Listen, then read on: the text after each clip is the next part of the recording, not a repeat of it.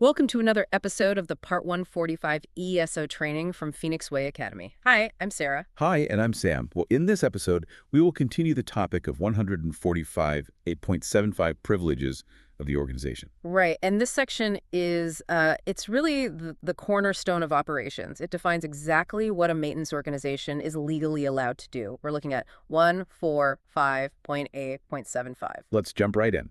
According to the MOE, Clause A states the organization can maintain any aircraft or component it's approved for, but only at the locations on its certificate. Your home turf, basically, the standard hangar work. Pretty simple. But then it gets more interesting. Clause B is about arranging maintenance at another subcontracted organization. But with a big catch, right? It says this works under your management system, and it explicitly excludes a full base maintenance check or a complete engine overhaul. Exactly. You can subcontract a specialized welder, for example, but you can't just farm out a whole C check. That's a hard line. Okay, so what about when things go wrong away from base? That's clause. It lets you maintain an aircraft at any location if it's, unserviceable. That's your AOG aircraft on-ground support clause. Your rescue team privilege. If a plane is stuck somewhere remote, you can go fix it. And Clause D covers line maintenance. You can work at a line station if it's listed in your MOE for minor maintenance. Which leads, naturally, to Clause E. The whole point of the work is to then issue the certificate of release to service in accordance with 145.A.50. And finally, a slightly different area, Clause F. For organizations that are approved, they can perform airworthiness reviews on Part ML aircraft. So that's the top-level regulation, but the real complexity is in the guidance material. Right. Let's get into the deep dive on that. We need to look at AMC 1145.A.75B. This is all about how you actually handle subcontracting. And the first thing it does is define it.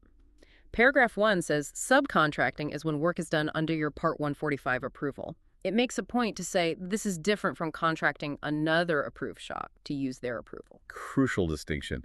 And paragraph 2 just reinforces that engine limit again. No complete workshop overhauls, no disassembly of the core engine. So let's get to the fundamentals. Paragraph 3.1 explains why you'd subcontract. It's for limited scope or volume. Things like, it lists examples. Like specialized services, plating, complex welding, that sort of thing. Or component maintenance, or even some line maintenance, things that you don't do enough of to justify getting full approval for yourself. And here's the most critical concept, paragraph 3.2. It says the Part 145 approval has been, and I'm quoting here, temporarily extended to include the subcontractor. And that is the absolute key. Legally, for that specific job, their facility becomes your facility. You are 100% responsible. But there's a catch in 3.3. You don't need to own their tools or facility, but your organization must have its own expertise to judge if the subcontractor meets the standards. You can't outsource the knowledge. If you're subcontracting plating, you need someone on your team who actually understands plating well enough to audit them properly. Right. And the next few points, 3.4 to 3.6, just clarified that this all needs to be laid out in your MOE with a full procedure for controlling them, and it has to be approved by your authority. So how do we control them? That's Section 4. It's basically a checklist. It is. 4.1 starts with a pre-audit. Your compliance monitoring people have to go and audit the subcontractor before you send them any work. You have to vet them. Makes perfect sense. And 4.2 says the contract needs to be very clear about resources, paperwork, and whose technical data is being used. Then there's 4.3 on process control. This is for work you can't really inspect when it comes back. Think of it like an internal coating inside an engine part. You can't see if it's done right after the fact. Exactly. So you need a procedure to control the work as it happens. And what about the sign-off? Who issues the CRS? 4.4 covers that. The release to service is issued by the subcontractor's staff, but, and this is vital, they have to be holding a certification authorization issued by your Part 145 organization. So they're using your approval number.